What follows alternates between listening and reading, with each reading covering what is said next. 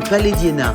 C'est ici que la galerie itinérante Simin Paris avec la galerie norvégienne Aménor ont posé leurs valises à la foire d'art Ménard Fair. Présentant 4 artistes iraniens incontournables aux histoires différentes et générations diverses. Hamid Shams, Fereidoun Av, Morteza Khosravi et Jazé Tabatabai.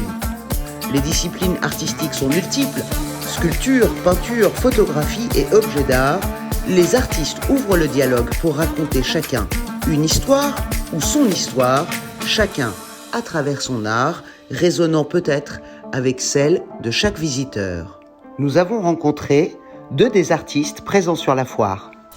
Ici, je présente des pièces qui viennent de 2 séries différentes.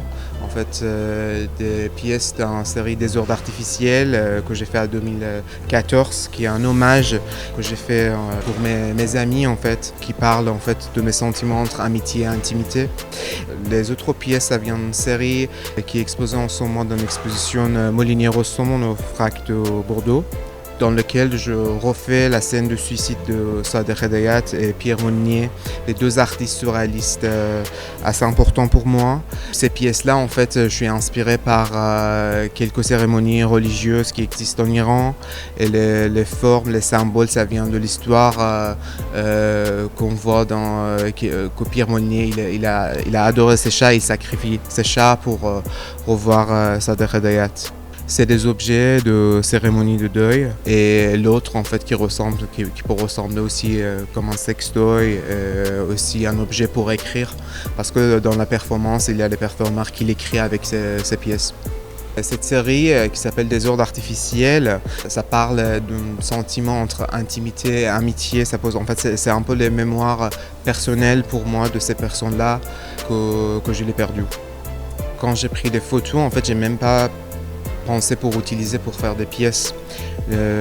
Du coup, j'ai pas vraiment réfléchi comment je veux capturer ce moment-là. J'ai réalisé plus tard qu'ils sont tous de dos, et ça montre aussi une partie peut-être de peur, comment peut-être je pourrais pas vraiment réagir, c'est quoi mes sentiments. Je pense qu'en fait il y a le côté de violence qui est assez caché dans les 2 histoires-là. C'est peut-être un point commun entre ces 2 séries. من نقاشی میکنم، طراحی میکنم، گاهی اوقات مجسمه کار میکنم، با همه متریال ها تقریبا کار میکنم. یعنی برام خیلی مهمه که با چه تکنیکی به هدفم در رابطه با اون سوژه یا اون بافتی که میخوام برسم. خیلی مهم نیست، ولی معمولا رنگ روغن روی بوم یا آب مرکب روی مقواست کارها، و اغلب سوژه‌های من خب زن هستن، به دلیل علاقم خب بیشتر. تلاشم اینه که جوری اون پورتره رو کار کنم که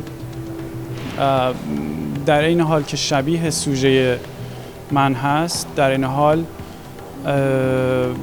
به شما احساس آشنایی بده و ممکنه که شما فکر کنید که این معشوقه شماست یا از خانواده، از اعضای خانواده شماست.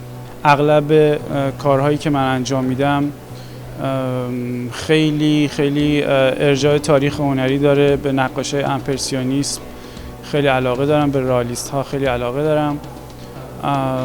به علاوه اینکه زمان خیلی اهمیت داره در کار من. همیشه دوست داشتم یه پلی وجود داشته باشه بین دیروز و امروز. من برای اینکه زمان رو در واقع یه ذره به عقب برگردونم یا یه کمی حس نوستالژی یا نمیدونم چه اون یه کمی تعلیق، ایهام داشته باشم در کارم، خیلی وقتا کارهایی رو که انجام میدم رو شروع میکنم به تخریب کردن با ابزارهای مختلف، و خود این تخریب مثل خود زمانه. یعنی زمانی که فرسایش ایجاد میکنه در بنا، در بدن، در هر جایی. بنابراین کار من هم اکثر کارها یک تخریبی درش اتفاق افتاده که شما احساس میکنید ممکنه این مال گذشته باشه. این ایهامی که در کار اتفاق میفته، این حس نوستالژی، همه اینها خیلی برای من اهمیت داره که با مدیوم نقاشی، با ابزار نقاشی اتفاق بیفته، نه اینکه لزوما من بخوام قصه بگم. البته که هیچ کدوم ایرادی نداره، ولی مسیری که من انتخاب کردم برای کارهام اینه که من بتونم از خود ابزارم استفاده کنم برای چیزی که میخوام بگم. À E4, ces artistes évoquent des sujets essentiels de la société iranienne aujourd'hui. L'écologie, la mort, la violence, l'amour, la passion, la séduction et bien sûr, la poésie, toujours.